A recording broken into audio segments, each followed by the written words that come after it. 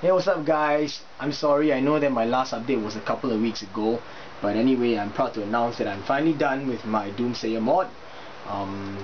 I've been really busy with work, and I've only got like an hour tops every day, each day for the past 2 weeks to actually work on this guy, and most of the time was spent on the turret and getting a good seal. It's not perfect, but getting a good seal, and also on all the tweaks that I made. So as you can tell, just by looking at it like that, it looks pretty different from a regular Doomsayer or rapid fire dart gun. And if you're not sure what it looks like stock, you can check out my unboxing video on this annotation over here. Now I'm gonna just talk to you about the paint job first before I get into the mods that I've done on this thing. Alright, so I gave the whole blaster a coat of Chaos Black by Citadel paints. So as you can tell, it's no longer the glossy black, it's a bit flat. I like this texture of Citadel paint, so yup. And then next up, I used Codex Grey from Citadel paints, and I just hand painted on some of the accents over here and on this side.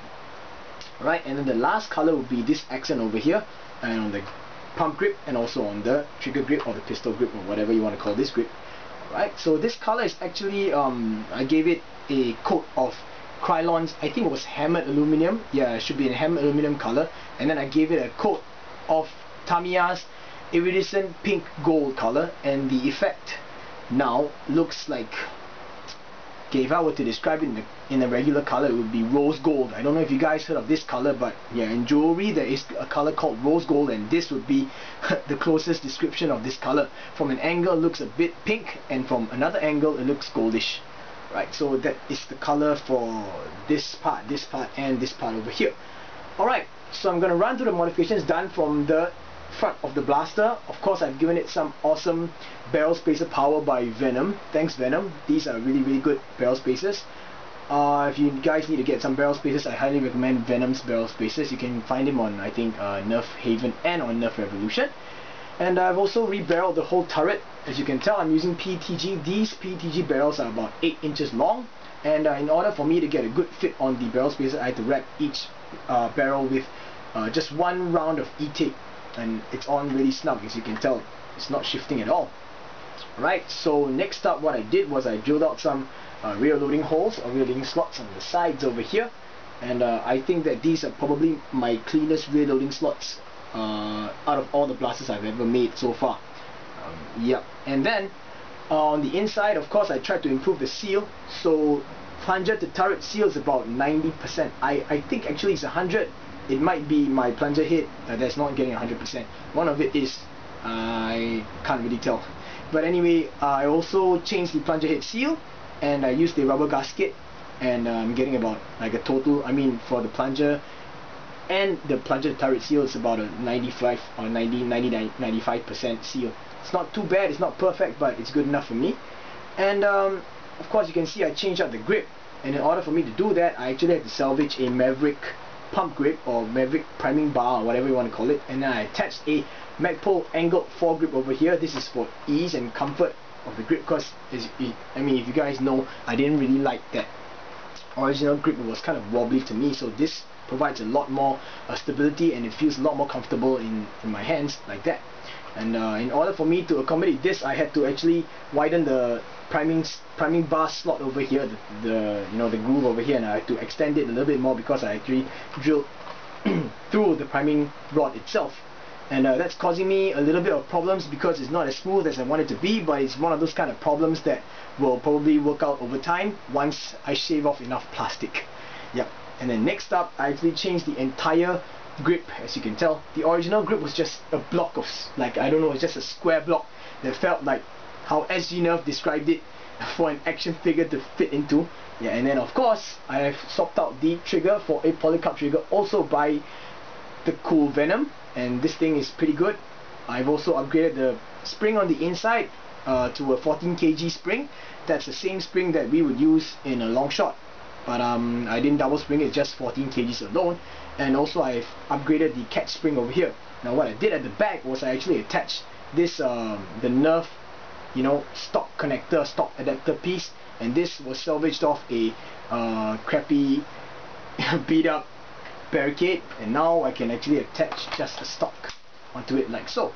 Alright, and that is why I used the Codex Grey, because I wanted it to match this color over here.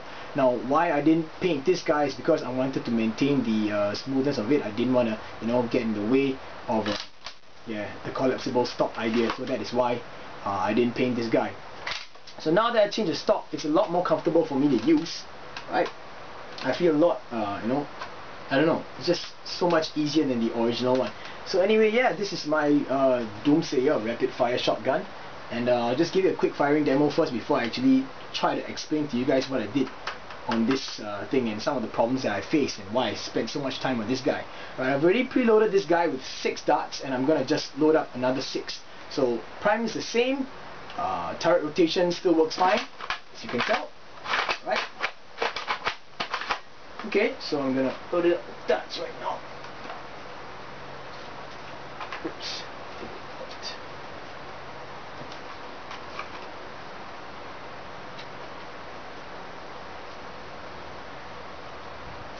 And then the next 3 over here on this side.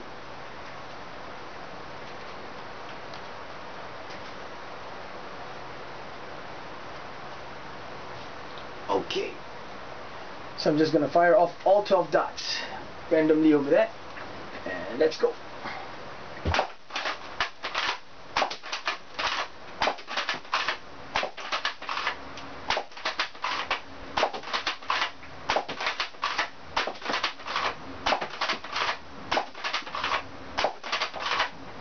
So that's all 12 darts out, and as you can see, rotating seems perfectly fine over here. Let me try and show it to you guys.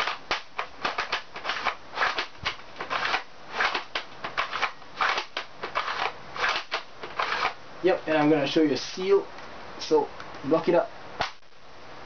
Right. Plunger is moving very slowly forward, so that's not too bad. It's about 19-95%, and I'm pretty happy with that. Now let me explain to you what was the biggest problem I had, or I faced, when I was doing up this mod.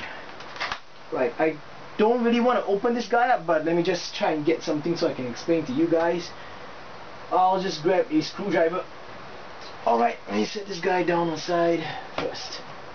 Right, so you guys, I'm sorry if you have never seen the internals of one of these guys, you wouldn't know what I'm talking about. So those of you who have modded Doomies before, or you know, have opened up a rapid fire dart gun or rapid fire shotgun before, alright, this is kind of like the priming bar. Alright, and I guess I gotta get another one. Hang on. Okay, I'll use this. This penknife is gonna be the turret rotating arm, okay? So I'm sorry, I know this is kind of like a crappy explanation, but yeah, this is the turret rotating arm, and it's above the priming bar like that. Alright, so on the stock priming bar, there's actually a notch over here that hooks on the back of the rotating arm, and every time you prime it, goes back like that. Notch gets hooked on, pulls the arm back, and then the turret rotates halfway. And when you push it forward, the same notch will actually hit the, you know, another notch over here that holds the spring, the return spring, and then you just push the guy forward, and then it will rotate all the way. Now, because I widened the slot for the priming bar to slide on, it was a problem that I did not foresee earlier. What happens was, every time I hit the back of it, it would actually slip out and underneath. So I could prime the blaster still, but the notch would always smash onto the back of the rotating arm, so I could never get it to move forward ever again. So I could open up the blaster, all internals will explode out, put everything back in place, and then every time I primed it, I would hear this extra click, click, and it will come out like that. So I could prime it like that, so I get like a quarter's worth of draw, and then bam, I hear really loud smashing sound each time. So prime it, smash, prime it, smash. So finally what I did was I actually drilled a hole all the way through the front of the priming rod. I attached the screw at the bottom to act like a little spacer, so now the screw is actually sliding on the base of the blaster like that, so it wouldn't drop down.